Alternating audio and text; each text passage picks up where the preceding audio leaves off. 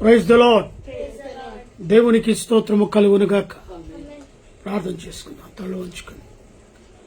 మహాపరిశుద్ధుడైన ప్రేమ కలిగిన తండ్రి, దయగలిగిన యేసు ప్రభు, మీ పాదాలకు వందనాలు.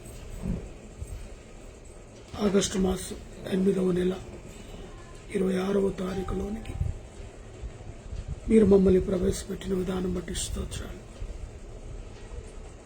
ఘనమైన నీ నామాన్ని నాయన స్తుతించదు. భాగ్యాన్ని, తరుణాన్ని మీరు మాకు దయచేసినందుకు స్తోత్రాలు. సాయంకాల వేళలో నీ పాదాల చెంత చేరినైనా కొన్ని మాటలు నీ సన్నిధిలో వినే భాగ్యాన్ని దయచేసినందుకు స్తోత్రాలు. లైవ్లో పాలు పంపులు పొందుతున్న ప్రతి బిడ్డను దీవించండి. కూడి వచ్చిన బిడ్డను ఆశీర్వదించండి. వినగల చెవులు, గ్రహించగల మనస్సు, స్తుతించగల పెదవులు అనుగ్రహించండి. మాట్లాడేది నేను కాదు, నాలో నీ ఆత్మ నుంచి మాట్లాడుటకు సహాయాన్ని దయచేయండి. ప్రత్యేకంగా ప్రభా, మరి ఈ కూడికలో ప్రభు మీరే మా మధ్యన ఉండి జరిగించగలరండి. యేసు నామమున అడిగి వేడుకుంటున్నాను తండ్రి, ఆమేన్. దయచేసి ఒక పాట పాడుకుందాం.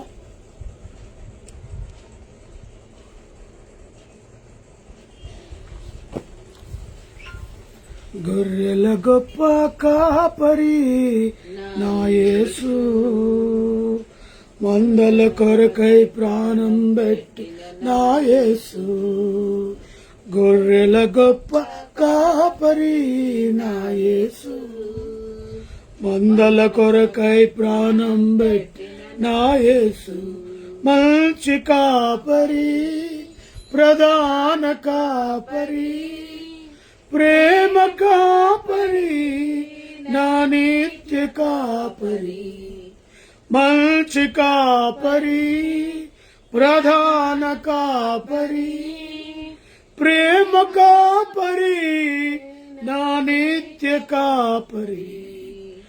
గొర్రెల గొప్ప కాపరి నా యేసు, మందల కొరకై ప్రాణం పెట్టిన నా యేసు.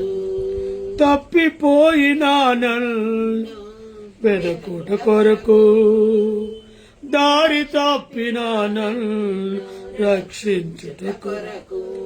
తప్పిపోయిన నన్ను వెదకుట కొరకు, దారి తప్పిన నన్ను రక్షించుట కొరకు.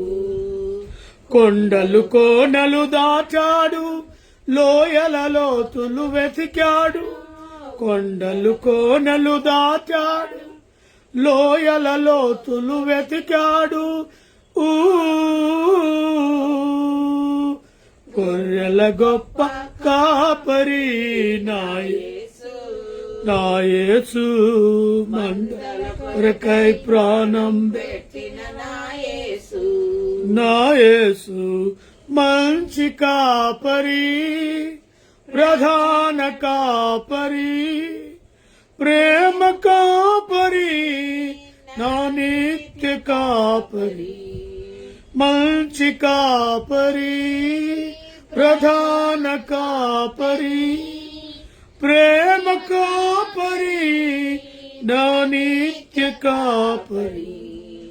గొర్రెల గొప్ప కాపరి నా యేసు, నా యేసు, మందల కొరకై ప్రాణం పెట్టిన నా యేసు. జబ్బు పడి నేనున్నప్పుడు హక్కున చేర్చాడు. మబ్బు పడి నేనున్నప్పుడు గొర్రెల పాకకు నడిపాడు. జబ్బు పడి నేనున్నప్పుడు హక్కున చేర్చాడు. జబ్బు పడి నేనున్నప్పుడు గొర్రెల పాకకు నడిపాడు. పచ్చిక బయళ్ళు మేపాడు, శాంతి జలములో నడిపాడు. పచ్చిక బయళ్ళు మేపాడు, శాంతి జలములో నడిపాడు.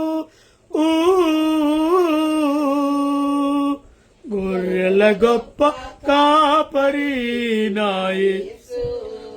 యేసు, మందల ప్రాణం పెట్టిన నా యేసు. మంచి కాపరి, ప్రధాన కాపరి, ప్రేమ కాపరి, నా నిత్య కాపరి. మంచి కాపరి, ప్రధాన కాపరి, ప్రేమ కాపరి, నా నిత్య కాపరి. గొర్రెల గొప్ప కాపరి నా యేసు, నా యేసు. మందల కొరకై ప్రాణం పెట్టిన నా యేసు, నా యేసు. హల్లెలూయా. దేవునికి స్తోత్రం కలుగునగాక. హెబ్రీయులకు రాస్తున్న పత్రిక, అపోస్తలుడైన పౌలు హెబ్రీయులకు రాస్తున్న పత్రిక 4వ అధ్యాయము చదువుతూ నేటి దినవాక్యముగా మరి దీనిని ధ్యానిస్తాం. అపోస్తలుడైన పౌలు హెబ్రీయులకు రాస్తున్న పత్రిక 4వ అధ్యాయం.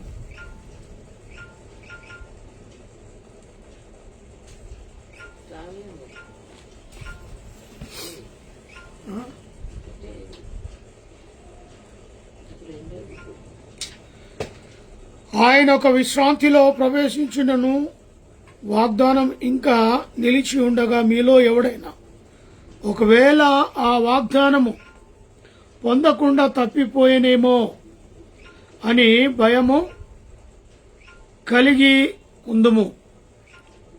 వారికి ప్రకటింపబడినట్లు మనకును సువార్త ప్రకటింపబడెను.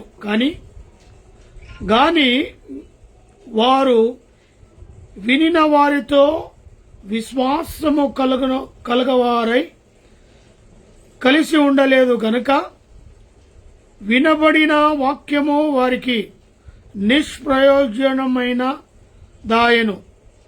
కాగా జగత్తు పునాది వేయబడినప్పుడే ఆయన కార్యములన్నీ సంపూర్ణమాయను. ఈ విశ్రాంతిని గురించి నేను కోపముతో ప్రమాణము చేసినట్లు వారు నా విశ్రాంతిలో ప్రవేశింపరు అని ఆయన చెప్పిన మాట అనుసరించి విశ్వాసులమైన మనము ఆ విశ్రాంతిలో ప్రవేశించుచున్నాము. మరియు దేవుడు 7వ దినమందు తన కార్యములన్నిటినీ ముగించి విశ్రమించెను అని 7వ దినమును గురించి ఆయన ఒక చోట చెప్పి ఉన్నాడు. ఇదియు కాక ఈ చోటనే వారు నా విశ్రాంతిలో ప్రవేశించుదురు అని చెప్పుచున్నాడు. అదే రీతిగా 6వ వచనంలో కాగా ఎవరిలో కొందరు విశ్రాంతిలో ప్రవేశింతురో రని మాట నిశ్చయము గనుకను ముందు సువార్త వినిన వారు అవిధేయ చేత ప్రవేశింపలేదు గనుకను నేడు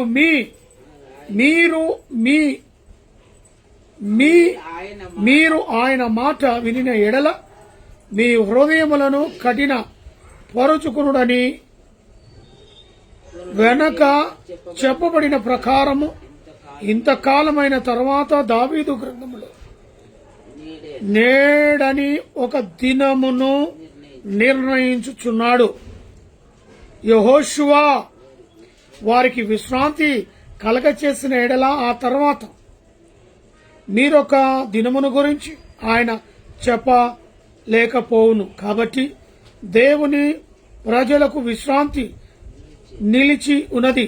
ఎందుకనగా దేవుడు తన కార్యములను ముగించి మరి విశ్రమించిన ప్రకారము ఆయన ఒక విశ్రాంతిలో ప్రవేశించిన వాడు కూడా తన కార్యములను ముగించి విశ్రమించును. కాబట్టి అవిధేయతల వలన వారు పడిపోవునట్టుగా మనలో ఎవడునూ పడిపోకుండా ఆ విశ్రాంతిలో ప్రవేశించుటకు జాగ్రత్త పడుము.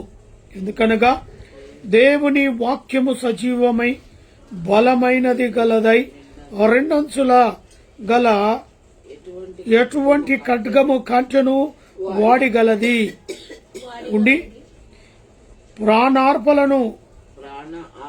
ప్రాణాత్మలను కీళ్లను మూలుగులను విభజించు నంత మటుకు దూరుచు హృదయం యొక్క తలంపులను ఆలోచనలను శోధించుచున్నది. మరియు ఆయన దృష్టికి కనబడినవి సృష్టింపు ఏదియూ లేదు. మనము ఎవని యొక్క లెక్క మెప్పు చెప్పవలసి ఉన్నదో ఆ దేవుని కనులకు సమస్తమును మరుగులేక తేటగా ఉన్నది. ఆకాశ మండలమందు తెలిసిన దేవుని కుమారుడైన యేసు అను గొప్ప ప్రధాన యాజకుడు మనకు కలిగి ఉన్నాడు గనుక మనము ఒప్పుకొనిన దాని గట్టిగా పట్టుకుందాం.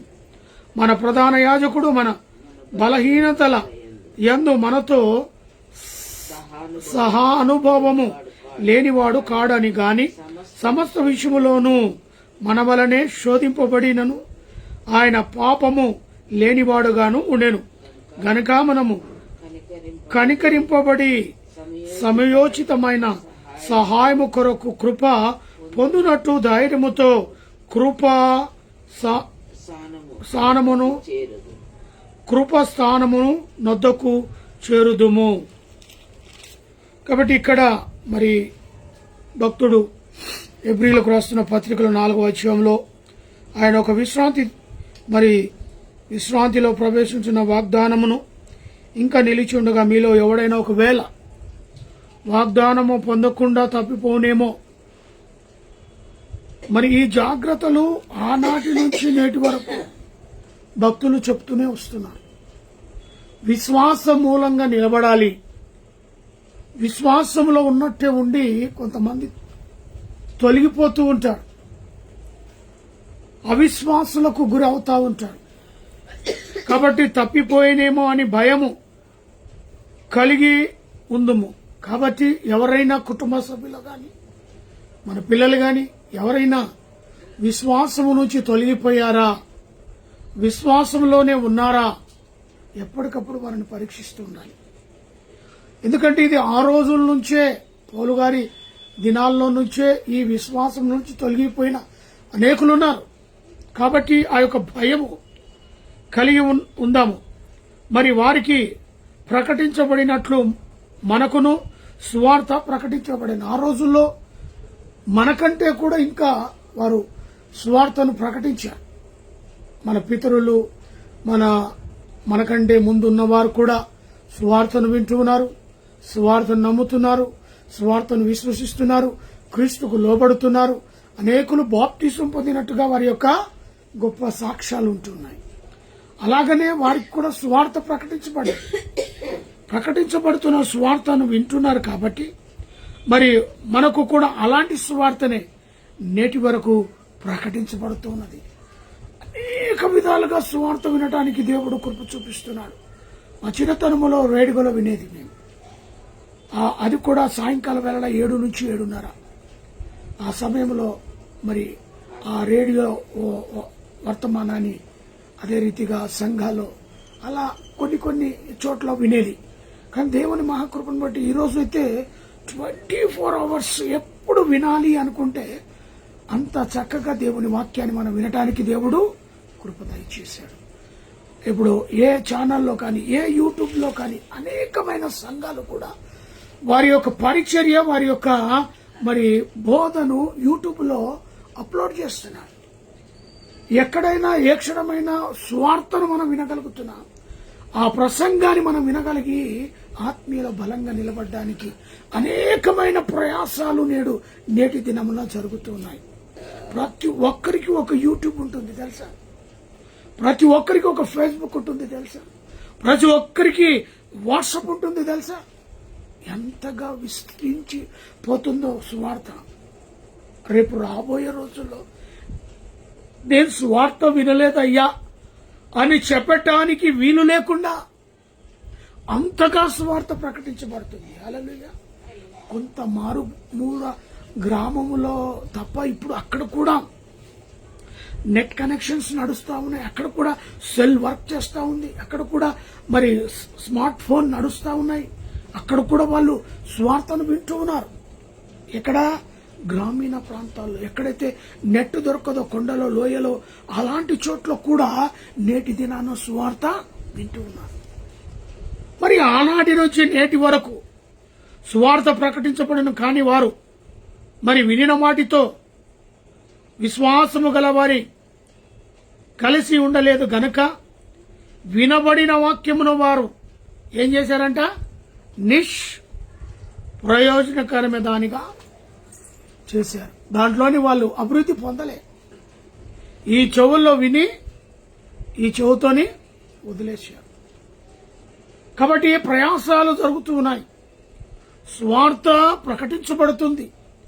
ఎవరైతే నమ్మి విశ్వసిస్తారో, యేసు రక్తంలో కడగబడతారో అటువంటి వారు ఏమవుతారంట? రక్షించబడతారు. ఎవడైతే నమ్మి మరి ఈ విధంగా వెళ్ళిపోతారో నిత్య నరకానికి వెళ్ళిపోతారు. మరి నిష్ప్రయోజనకరమైనదిగాను ఉంటుంది. కాగా జగత్తు పునాది వేయబడక మునిపి ఆయన కార్యములన్నీ సంపూర్ణమై ఉన్నది. ఈ విశ్రాంతిని గురించి నేను కోపముతో ప్రమాణము చేసుకుంటున్నట్లు వారు నా విశ్రాంతిలో ప్రవేశింపరు. కాబట్టి ఇక్కడ ఏమంటున్నాడు? మరి ఆ యొక్క కార్యములన్నీ సంపూర్ణమై ఉండెను. మరి ఈ విశ్రాంతిని గురించి నేను కోపముతో ప్రమాణము చేసినట్లు వారు ఈ విశ్రాంతిలో ప్రవేశించరు అని ఆయన చెప్పిన మాట అనుసరించి అవిశ్వాసులు, ఎవరంట వీళ్ళు? అవిశ్వాసమైన మనము ఆ విశ్రాంతిలో ప్రవేశింపరు. మరియు దేవుడు 7వ దినమందు తన కార్యములన్నిటినీ ముగించి విశ్రమించాడు. ఇది ప్రాముఖ్యం కదా. 6 దినములు కష్టం, 7వ దినం విశ్రమించాలి. ఆ యొక్క రూల్స్ రెగ్యులేషన్స్ అనాది మొదలుకొని నేటి వరకు కూడా అవి కొనసాగుతుంది. 6 దినములు కష్టించి పని చేయాలి, 7వ దినం ఏం చేయాలి? రెస్ట్, విశ్రమించాలి. అందుకే గవర్నమెంట్ కూడా మనల్ని 6 రోజులు పని చేయించుకుంటారు, 7వ రోజు మనకు మరి వీక్లీ ఆఫ్ కదా అని ప్రకటిస్తారు. మరి అంతేకాదు, కొంతమంది ఈ లేటెస్ట్ గా ఎవరైతే సిస్టంలో ఆ సిస్టమ్ వర్క్ చేస్తున్నారో, సాఫ్ట్వేర్ వర్క్ చేస్తున్నారో వారికి అందరికి కూడా 2 days లీవ్ కూడా వస్తుంది, సాటర్డే సండే. కొంతమంది 4 రోజులు చేస్తారు, కొంతమంది 5 రోజులు చేస్తారు. కానీ దేవుని యొక్క ప్రణాళికలు 6 రోజులు కష్టపడి 7వ రోజు ఏం చేయాలంట? విశ్రాంతిని తీసుకున్నారు. అది బైబిల్ గ్రంథములో రాయబడింది. మరి ఆ యొక్క 7వ దినం ఆయన ఒక చోట మరి చెప్పినట్టుగా వాక్యాన్ని మనం చదువుతున్నాం. ఇవన్నీ కాక ఆ చోటనే వారు నా విశ్రాంతిలో ప్రవేశించుదు అని చెప్పుచున్నాడు. ఆ చోటే అది ఒక విశ్రాంతి.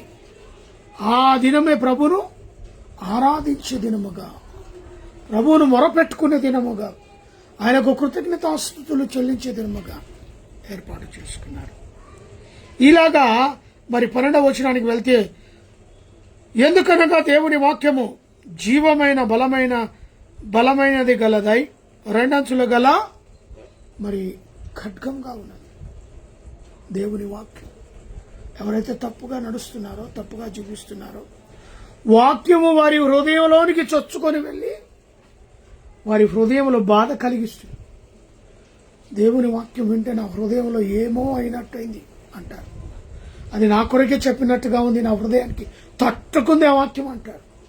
అలాంటి మరి జీవితాలను మార్చగల సామర్థ్యము కలిగిన దేవుని వాక్యం. కాబట్టి అలాంటి వాక్యము అది 2 అంచుల గల ఖడ్గమై ఉన్నది. అలాగ దేవుని యొక్క సన్నిధిలో వాక్యము గురించి బలమైనదిగాను 2 అంచుల గల ఖడ్గముగాను ఉన్నది.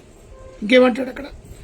వాడిగా ఉండి ప్రాణార్పణలను కీళ్లను మూలుగులను విభజించు నంతంటకు దూర్చును హృదయం యొక్క తలంపులను వాక్యము ద్వారా వారిని ఎంత మట్టుకు తీసుకుని వెళ్లాలో, వారిని ఏ విధంగా దేవుని వాక్యములో బలంగా నిలబడాలో అలా వాడిగల ఖడ్గము చేత వారి హృదయాలను దేవుడు ఏం చేస్తాడు? ఖండిస్తాడు. దేవుని వాక్యం వినగానే ఆ హృదయము కదలికలు వచ్చేస్తుంది. ఆ హృదయం ఏమొస్తుంది? ఒకలాంటి షేకింగ్. ఇది నా హృదయంలో ఎక్కడో కూర్చుకున్నది. దీనివల్ల నేను ఈరోజు ఈ విధంగా మారిపోయాను అని సాక్ష్యం అంటే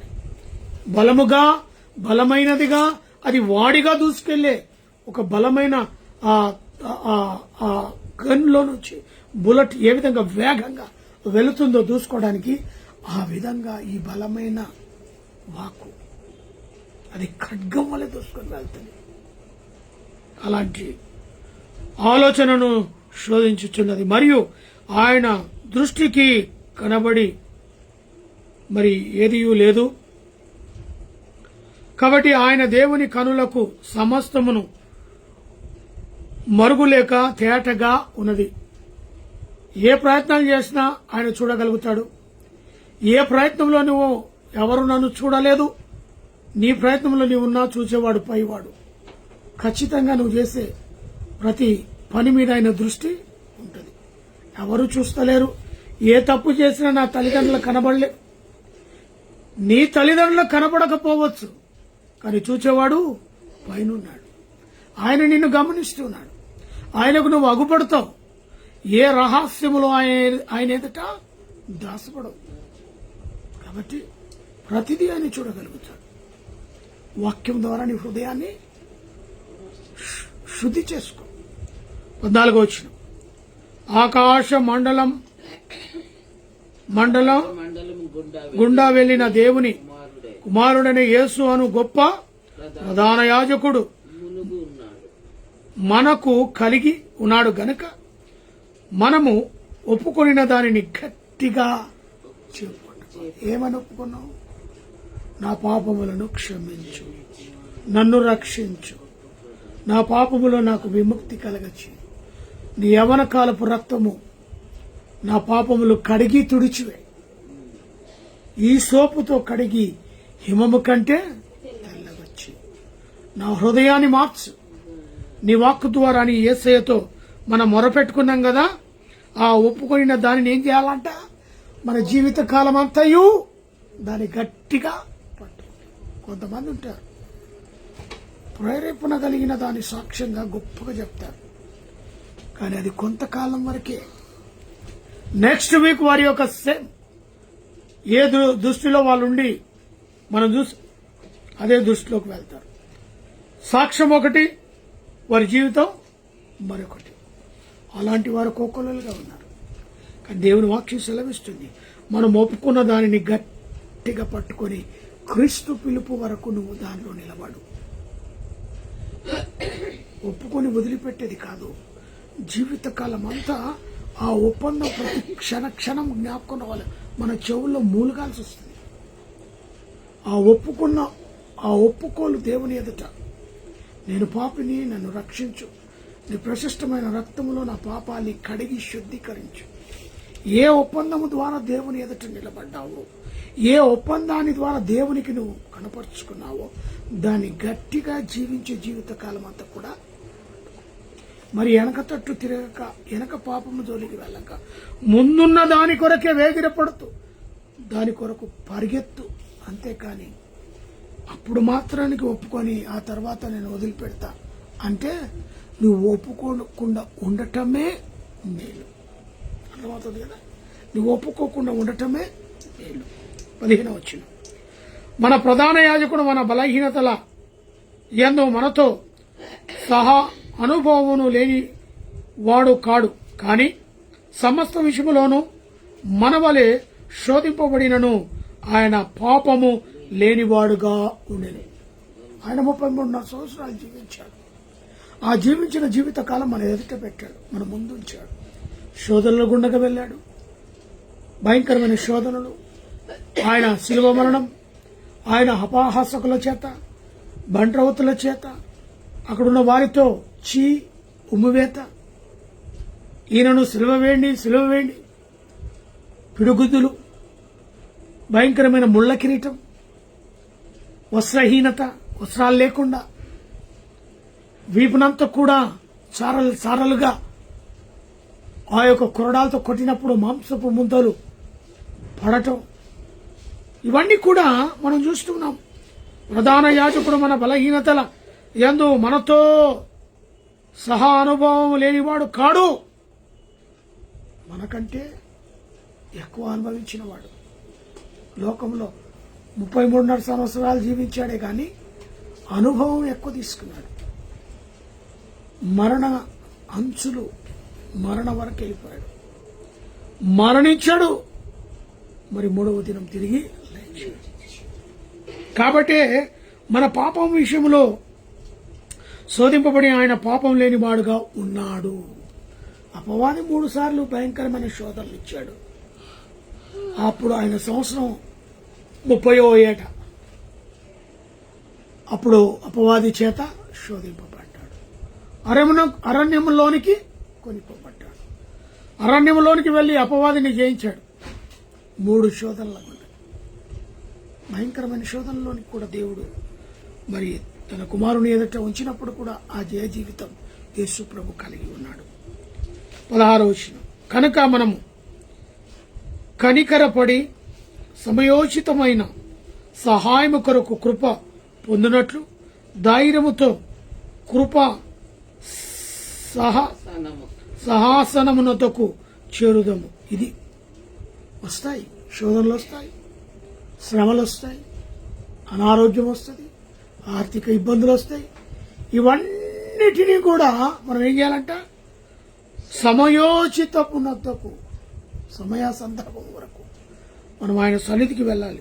చేరేదాకా ఇవన్నీ భరిస్తూ మరి సమయోచితమైన సమయము కొరకు, ఆయన కృప కొరకు కనిపెడుతూ ఉండాలి. ఆ సమయం కొరకు కనిపెడుతూ ఉండాలి. అప్పటి వరకు మనం ప్రార్థన చేస్తూ ఉండాలి. ఆ కనిపెట్టి ప్రార్థన చేస్తూ మన మొరలను ఆయనకు వినపాలుగా తెలియచేయాలి. అప్పుడే మనము ఒప్పుకున్న ఒప్పందాన్ని గట్టిగా పట్టుకోగలుగుతాం. మన పని కాలేదు, ప్రార్థన చేసినా ప్రార్థనలో ఏమాత్రం పని అవ్వట్లేదని కొంతమంది ఏం చేస్తారు, అక్కడనే ఆపేస్తారు. ఇంకా నాకు ప్రార్థన వద్దని, దేవుని సన్నిధి వద్దని, ఎందుకయ్యా రావట్లేదు, ఏమవుతున్నాయా నా పనులు అయితే లేవు, నీరసంగా. ఆ ఒప్పందాలని దేవుని ఎదుట చేసిన ఒప్పందం మరిచిపోతారు కనుక వారు వెనకంజ వేస్తారు. అలా ఉండకూడదు. సాక్షాత్తు తండ్రి అయిన దేవుని చేతిలో నుంచి పంపబడిన క్రీస్తుకే శ్రమలు వచ్చినాయి. నువ్వు నేనెంత? శ్రమలు వస్తేనే ఇంకా ఆత్మీయంగా బలంగా ఉంటావు. శ్రమలు లేకుండా ఉండడానికి క్రైస్తవ జీవితం లేదు ఇక్కడ. శ్రమలతో కూడిన క్రైస్తవ జీవితం కావాలి. శ్రమలుంటేనే క్రైస్తవుడు నిలబడగలుగుతాడు. ఆ తుఫాను గాలి ఉంటేనే మనం నిలబడగలుగుతాం. అలాంటిదే క్రైస్తవ జీవితం. ఒక ముళ్ళ బాట, ఇది విశాలమైన బాట కాదు, ఒక హ్యాపీ అయిన బాట కాదు. ఇది ఇరుకులు, ఇబ్బందులు, ముళ్ళు, గచ్చపొదలు ఇవన్నీ కలిగిన రాష్ట్రాల్లో నువ్వు వెళ్ళాలి. అన్ని ఓపికతో, సహనంతో అడుగు తీసి అడుగేయాలి. ఇదే కదా దేవుని వాక్యం మనకు సెలవిస్తుంది. ఇలాంటి శోధనలు ఎదురుస్తూ దేవుని కొరకు మనము సమయోచితమైన సమయం కొరకు కనిపెట్టి ఆయన కృప కొరకు వేగిరపడుతూ ఈ లోక జీవితాన్ని ముగించాలని ప్రభు పేరట మనవి చేస్తూ ఈ మాటలు ముగిస్తున్నాను. ప్రార్థన చేసుకుందాం. మా తల వచ్చి ప్రేమ నమ్మకము గల ప్రియ పరలోకపు తండ్రి, మరొకసారి సాయంకాలం వేళలో దివ్యమైన నీ వాక్యాన్ని వినటానికి మీరు కృప సహాయాన్ని దయచేసినందుకు స్తోత్రాలు. గొప్ప దేవ, ఒప్పందం మీద మేము ఉండటానికి సహాయం దయచేయండి. ఒప్పుకోలు ద్వారానైనా రక్షించబడిన మేము, పాపంలో కడగబడిన మేము, నీతివంతులుగా చేర్చబడిన మేము తిరిగి అయా వెనకకు వెళ్ళక సమయోచితమైన సమయం కొరకు కనిపెడుతూ ప్రతి శోధనలందునైనా నిలకడగా అడుగులేస్తూ నీ సన్నిధిలో ప్రార్థిస్తూ వాటిని జయించి జయ జీవితం కలిగే స్థితిలోనికి మేము వెళ్ళటానికి సహాయం దయచేయమని ప్రతి అడుగు సూచి నాయన ఆచి తూచి వేసే అడుగుగా ఉండటానికి కృప సహాయం దయచేయండి. ఏ పని చేసినప్పటికీ ప్రభువా నీ యందు ఆలోచన కలిగి ఆ సమయం కొరకు వేచి చూచి ఆ సరి అయిన సమయం మాకు దొరుకుతుంది, ఆ కృపలో మేము ఉన్నాం కాబట్టి ఆ సమయం మాకు వస్తుంది, ఆ గ్రహించి ఆ ప్రార్థన శక్తిని కలిగి ముందుకు వెళ్ళడానికి సహాయం దయచేయండి. ఎందరైతే వాక్యాన్ని విన్నారో, ఎందరైతే లైవ్లో పాలు పొందారో అయా వారిని కుటుంబ సభ్యులందరినీ కూడా నీ కృపలు ఆదరించి కాపాడండి. ప్రత్యేకంగా నా తల్లింటి వారిని, తండ్రింటి వారిని, నా యొక్క రక్త సంబంధంలో బంధుమిత్రులను, స్నేహితులను, క్లాస్మేట్స్ను ప్రభా వారి వారి కుటుంబాలను ప్రభా కనిపించిన సమస్తాన్ని దీవించండి. ప్రత్యేకంగా దేశ సరిహద్దులు ఉన్న మిలిటరీ వారిని, పోలీసు వారిని, పారిశుద్ధ కార్మికులను, ప్రెస్ వారిని, డాక్టర్, నర్సులను, ఆయలను, పేషెంట్లను బట్టి ప్రార్థిస్తున్న కృప చూపండి. ప్రపంచంలో జరుగుతున్న యుద్ధాలను ఆపివేయండి, భూకంపాలను ఆపివేయండి, మంచు తుఫాలను ఆపివేయండి, వర్షాలను ఆపివేయండి, సీజన్లో వచ్చే వ్యాధులను తీసివేయమని ప్రార్థిస్తున్నాం. మా దేశాన్ని పరిపాలిస్తున్న దేశ నాయకులు, రాష్ట్రపతిని, ప్రధానమంత్రిని, ఆ రాష్ట్రాల్లో ఉన్న మంత్రులను, గవర్నమెంట్ల అధికారులను ప్రతి వారిని మీ కృపలు ఆదరించి చక్కటి పరిపాలన జరుగుతూ కృప దయచేయండి. తెలంగాణ రాష్ట్రంలోనైనా మా యొక్క సీఎంను, వారి పరిపాలన, వారి యొక్క మంత్రివర్గమును, వారి యొక్క గవర్నమెంట్ పనిచేస్తున్న ప్రతి వారిని మీ కృపలోనైనా జ్ఞాపకం చేసుకునండి. భయంకరమైన వర్షాల్లోనైనా అనేకమైన రాష్ట్రాలు, దేశాలు, ప్రపంచంలో నష్టాలు తవి చూస్తున్నాము నైనా. ఇంకా నీ కోప ఉగ్రతి నైనా తగ్గించుకొని మానవాళిని రక్షించమని నయా ఎంతో గ్రామాలు కూడా నాయన లేకోకుండా ఎంతో 200 అడుగు లోపలికి చొచ్చుకొని పోయిన ఆ యొక్క వాటర్ ద్వారా నాయన ఆ యొక్క ప్రాంతాలను మేము చూస్తున్నప్పుడు ఎంతో భయంకరంగా కనబడుతున్నాయి. గ్రామాలే తుడుచుకుపోతున్నాయి. ప్రభా దయచేసి మీ కోపాన్ని తండ్రి తగ్గించుకొని శాంతిని, సమాధానాన్ని నెలకొల్పమని, ఆయా వాతావరణం నీ స్వాధీనంలో ఉంచుకోమని ప్రార్థిస్తున్నాను. ఇంకా చాలు ప్రభా, ఇప్పటి వరకు కలిగిన నష్టము చాలు, ఇక ముందు అలాంటి నష్టం జరగకుండా నీ కృప సహాయాన్ని దయచేయండి. ప్రత్యేకంగా మమ్మను, మా కుటుంబాన్ని నాని డోబుని జ్ఞాపకం చేసుకుని మనకు గర్వపడము దయచేయండి. అయా సుజన సాత్విక జ్ఞానమందు వయసునందు నీ అందును మనుషులను కుమార్తె ఎదిగి పెద్దది రాబోయే రోజుల్ని పరిచయం చేసిన బిడ్డగా దీవించండి. రాష్ట్రంకి ఇచ్చిన ఆరోగ్య బల శక్తిని బట్టి వందనాలునైనా బలహీనతలు తన సర్ది జన్మతో బాధపడుతున్నగా స్వస్థత దాయిచ్యమని ప్రార్థిస్తున్నాను. ప్రత్యేకంగా మా ప్రభావ మరొకసారి స్నేహాన్ని జ్ఞాపకం చేసుకొని చక్కటి డెలివరీ అవుటకు సహాయ కృపలు దాయిచ్యమని ప్రార్థిస్తున్నాను. నా యొక్క కుటుంబ సభ్యులను, నా యొక్క అన్నదమ్ములు, నాకు చిన్న బంధుమిత్రులను, అదే రీతిగా నాయన మా యొక్క బామర్దుల మర్దలను వదిలిన వారికి అనుగరించిన పిల్లలను, నాని వారి యొక్క పేరెంట్స్ని బట్టి, వారి యొక్క చెల్లి కుటుంబాన్ని బట్టి ప్రార్థిస్తున్నాం. ప్రభా కృప చూపండి. లైవ్లో పాలు పొందిన ప్రతి వీడియోని దీవించండి, ఆశీర్వదించండి. బేతేలు క్రీస్తుగా ఫేస్బుక్ లైవ్ ద్వారా దేశ విదేశాల్లోనైనా వర్తమానాన్ని వింటున్న ప్రతి కుటుంబాన్ని ఈ చివరి మొదలుకొని ఆ చివరి వరకు మానవాళిని నైనా రక్షించి కాపాడమని ప్రార్థిస్తున్నాం. ప్రత్యేకంగా పాలించి వారిని కరణైన వారిని జ్ఞాపకం చేసుకుని వివాహ దినములు జరుపుతున్న, పెళ్లి దినాలు జరుపుకుంటున్న బిడ్డలనైనా, మరియు అదే రీతిగా పుట్టినరోజులు జరుపుకుంటున్న బిడ్డలను దీవించండి, ఆశీర్వదించండి. అయా మరి heart problem, liver problem, kidney problem, మోకాల నొప్పులతో, అరికాల నొప్పులతో, బీపీ, షుగర్ లాంటి జబ్బులతో బాధపడుతున్న వారికి స్వస్థత, విడుదల యేసునామమున కలుగునుగాక. అయా ఏకటంలో నివసిస్తున్న ప్రతి కుటుంబాన్ని దీవించండి, ఇరుగు పొరుగు వారిని ఆశీర్వదించండి. ఉషాగూడ డిపోలో పనిచేసిన తోటి వర్కర్ ప్రతి ఒక్కరిని పేరు పేరును దీవించి ఆశీర్వదించండి. నాలో ఉన్న బీపీ, షుగర్ సమస్తమైన వ్యాధి బాధల నుంచి నిలబెట్టు నయనానికి స్తోత్రాలు. ఇటు ఫేస్బుక్ ఆన్లైన్ ద్వారా అటు నైనా మరి ఉద్యోగంలో నన్ను నడిపిస్తున్నందుకు స్తోత్రాలు. ప్రత్యేకంగా జయానారం ప్రాంతం విషయంలో నిశ్చితం ఏమై ఉన్నదో అగుపరచండి. నేను అక్కడ ఉన్న విశ్వాసులను, ఎల్డర్స్ని బట్టి ప్రార్థిస్తున్నాను. కృప చూపండి, వారిలో ఒక గొప్ప ప్రేరేపణ కలిగించమని ప్రార్థిస్తున్నాను. గృహం చెట్టు నీ కంచాన్ని కాపుతాన్ని భద్రత దయచేయండి. భయంకరమైన రాత్రిలోకి వెళ్తుండగా అలసిన ప్రాణంలో సుఖమైన ఎదురు చెప్పుకైన మేలకను అనుగ్రహించమని, ఈ రాత్రి నీ కళలు, దర్శనాలు, నీ మెలని స్వరంతో ప్రతి ఒక్కరితో మాట్లాడి మహిమ పొందగలరని యేసు నామమున అడిగి వేడుకుంటున్నాను తండ్రి. తనైన దేవుని ప్రేమ, కుమారుడైన యేసు క్రీస్తు కృప, పరిశుద్ధాత్మ కన్నుని సహవాసమైన సన్నిధి కూడిన మనకును సకల ప్రజలకు ఇప్పుడును ఎల్లప్పుడును సదాకాలము తోడై నిలై ఉండును గాక. Amen. Amen. Praise the Lord. Hallelujah.